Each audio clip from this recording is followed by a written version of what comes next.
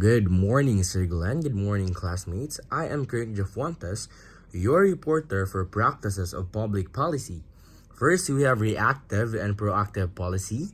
Reactive policy emerges in response to a concern or crisis from the external or internal environments by resolving problems and issues, meeting stakeholders or public concerns, reacting to decisions by other governments or other level of government or other departments with intersecting or interrelated mandates, allocating fiscal resources, natural resources, reacting to media attention, and reacting to crisis or emergencies. So one of the most and the main example is what the special bodies that defined by the RA 7160 such as local health board, local school board, IMPOC, or municipal peace and order council. Second is the substantive policy.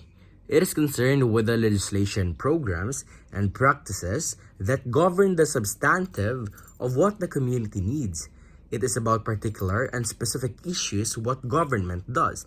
For example, Sangguniang Panlalawigan for the province, Sangguniang Panglungsod for the city, and Sangguniang Bayan for the municipality. So this legislation program concerned will be addressed to enact measure of legislation such as resolution and ordinance. For example, an ordinance declaring the 1 hectare of Purok 4 o Barangay Libuak as the relocation site for those household that residing to hazardous and flood-prone area and to appropriate funds thereof. So, the administrative or procedural policy focuses largely upon administrative procedures. It is a policy that structures how the political process works, how the government does things. The best example of this will be the issuance of executive order or memorandum order of our local chief executive. Example memorandum, Order 101 addressed to all public and private offices in Municipality of Rosario. Subject, suspension of all classes and works in preparation for Bagyong Queenie. So let's proceed to our fourth practices of public policy. So as we can see here, we have framework policy and the left side.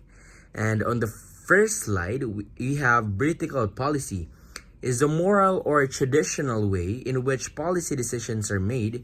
It is developed within a single organizational structure and generally start with a broad overreacting policy, sometimes called corporate or framework policy. So example is the issuance of circular memorandum from Department of Local Interior Government calling the attention of every DILG regional directors, all city, and municipal mayors through DPWH to conduct road clearing. Decisions are made at head office and guide subsequent decisions throughout the organization. At the regional level, regional or strategic policy is developed which translates the national decisions to the regional level, taking into consideration the specific requirements of the locus. Our last one that identified in public policy practices is the horizontal policy making. Referred to as integrated policy, is developed by two or more organizations, each of which has authority or ability to deal with only a part of the situation. It is created among organizational components that are similar in hierarchical position. So the best example is during the pandemic. The Department of Health, as the co-chairperson for prevention of COVID-19 and its member from PNP, for its implementation, DILG for issuance, and DepEd its partner agency. So horizontal issues are challenging because so many players control one tool and one key. All of the keys need to be aligned to bring suitable and appropriate result. So as presenter and with my understanding, sir, let me share the practices and process of every local government unit of passing an ordinance or resolution. For example, myself as a member of Sangguniang Bayan of our municipality, authored the ordinance, an ordinance granting cash incentives to individuals, paired or groups who excelled in sports, skills, and academic. A competition and cooperative who is national organized and appropriating funds thereof. First, proposed ordinance should be filled with Sangguniang Bayan regular session. It can either submit to Committee on Rules to be calendared or emanated during the privilege hour. Second purpose, proposed ordinance is to calendared in the first reading. So by a motion of principal author myself, and it should be seconded by any member of Sangguniang Bayan. So take note, if will I second motion, the proposed ordinance will be considered as a dead motion. Third, proposed ordinance is referred to appropriate committee. So for my ordinance of granting cash incentives, I will invite the human resource, local finance, GAD focal persons for a comprehensive plan of policy, discuss its preamble of my ordinance and its budgetary requirements. Fourth is, during the plenary of Sangguniang Bayan, it will have its committee reports and its suggestion. This will be the time where Sangguniang Bayan deliberate and debate on what suggestion will be adopted. Fifth is to calendar the purpose ordinance second reading and approve for its third reading. Second reading is like an open forum for the members of Sangguniang for amendments, clarification, and etc. Sixth is to calendar is for the third reading and final reading.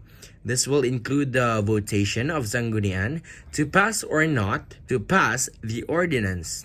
Seventh is the approved ordinance is transmitted to the LCE for its approval. But take note, classmate, in case the LCE will use his veto power, it doesn't mean that to prohibited the legislative measures to enact the ordinance, but the veto power of the local chief executive only means for further review. But if Sangguniang Bayan at least 2/3 of its continuality, as the local code 7160, it states there, the ordinance will still continue or will be considered as approved. Eighth, if the ordinance is considered to be approved, it will be reviewed by higher Sangguniang and the ordinance will become a law to its jurisdiction. So I include the progress of making ordinance a resolution because this is the practice of making public policy in every LGU using the parliamentary procedure. So that's the end of my presentation. Once again, I am Kirk Fuentes, your presenter of public policy.